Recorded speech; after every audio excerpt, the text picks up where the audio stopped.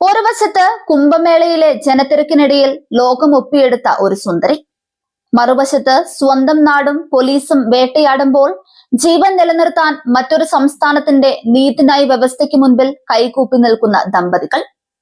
വടക്കേ ഇന്ത്യയിലെ ജാതിമത സമവാക്യങ്ങളുടെയും ദുരഭിമാന ചിന്തകളുടെയും ഇരകളായി മാറിയ മുഹമ്മദ് ഫർമാന്റെയും ഭാര്യയുടെയും കഥ കേവലം ഒരു ക്രൈം ഫയലല്ല, മറിച്ച് അതിജീവനത്തിനായുള്ള രണ്ട് മനുഷ്യരുടെ പോരാട്ടമാണ്. ഈ പ്രണയത്തിന്റെ പേരിൽ മുഹമ്മദ് ഫർമാനെ അറസ്റ്റ് ചെയ്യുന്നത് ഒരു മാസത്തേക്ക് തടഞ്ഞിരിക്കുകയാണ് ഇപ്പോൾ കേരള ഹൈക്കോടതി. ഈ സമയത്തിനുള്ളിൽ അവർക്ക് മധ്യപ്രദേശിലെ ബന്ധപ്പെട്ട കോടതിയെ മുൻകൂർ ജാമ്യത്തിനായി സമീപിക്കാം. എന്നാൽ ജസ്റ്റിസ് കൗസർ എടപ്പകത്തിന്റെ കോടതി മുറിയിൽ കഴിഞ്ഞ ദിവസം നടന്നത് നിയമവാദങ്ങൾക്കപ്പുറം മനുഷ്യ മനസ്സിനെ തൊടുന്ന ചില തുറന്നു പറച്ചിലുകളായിരുന്നു. ഹർജി പരിഗണിക്കുന്നതിനിടയിൽ ജസ്റ്റിസ് കൗസർ എടപ്പകത്ത് ദമ്പതികളോട് പറഞ്ഞ ഒരു വാക്കുണ്ട്: കേരളത്തിൽ എത്തിപ്പെട്ടത് നിങ്ങളുടെ ഭാഗ്യമാണെന്ന്.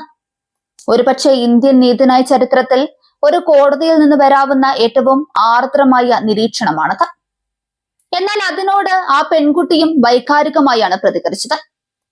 കേരളത്തിലായതുകൊണ്ട് മാത്രമാണ് ഞങ്ങൾ ഇപ്പോഴും ജീവനോടെ ഇരിക്കുന്നതെന്നും മധ്യപ്രദേശിലേക്ക് തിരികെ പോയാൽ ഞങ്ങൾ ദുരഭിമാന കൊലയ്ക്ക് ഇരയാകുമെന്നും അവർ ഞങ്ങളെ ജീവിക്കാൻ അനുവദിക്കില്ല എന്ന് തൊണ്ടയിടറി ഭയത്തോടെ അവൾ കോടതിയിൽ പറഞ്ഞു. സ്വന്തം ജന്മനാടിനേക്കാൾ തങ്ങൾക്ക് ജീവിക്കാൻ തണലേക്കിയത് അപരിചിതർ നിറഞ്ഞ ഈ കേരളക്കരയാണെന്ന തിരിച്ചറിവായിരുന്നു ആ വാക്കുകളിൽ. മധ്യപ്രദേശ് പോലീസ് മുഹമ്മദ് ഫർമാനെതിരെ അതീവ ഗുരുതരമായ വകുപ്പുകളാണ് ചുമത്തിയിരിക്കുന്നത്. തട്ടിക്കൊണ്ടുപോകൽ, പോക്സോ, പട്ടികജാതി പട്ടികവർഗ അതിക്രമ നിരോധന നിയമം എന്നിവ ഇതിൽപ്പെടും. പെൺകുട്ടിക്ക് പ്രായപൂർത്തിയായിട്ടില്ലെന്നും ജനന സർട്ടിഫിക്കറ്റിൽ തിരുത്തലുകൾ വരുത്തിയാണ് വിവാഹം കഴിച്ചതെന്നുമാണ് മധ്യപ്രദേശ് പോലീസിന്റെ വാദം. അതുകൊണ്ട് തന്നെ ഫർമാന്റെ ജാമ്യ ഹർജി അവർ ശക്തമായി എതിർത്തു. എന്നാൽ ഈ വാദങ്ങളെയെല്ലാം പെൺകുട്ടി പൂർണ്ണമായി തള്ളിക്കളഞ്ഞു.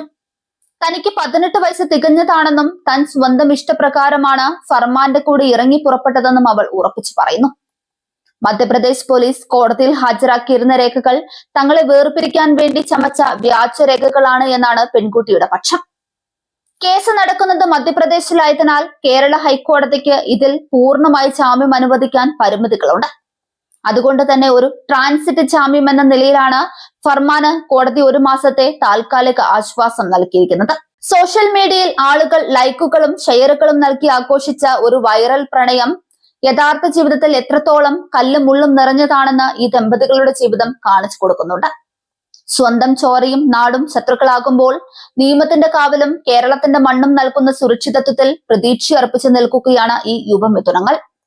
വരും ദിവസങ്ങളിൽ മധ്യപ്രദേശ് കോടതി ഇവരുടെ പ്രണയത്തെയും പ്രായത്തെയും എങ്ങനെ വിലയിരുത്തുമെന്നതിനെ ആശ്രയിച്ചിരിക്കും ഈ രണ്ട് ജീവനകളുടെ ഭാവി.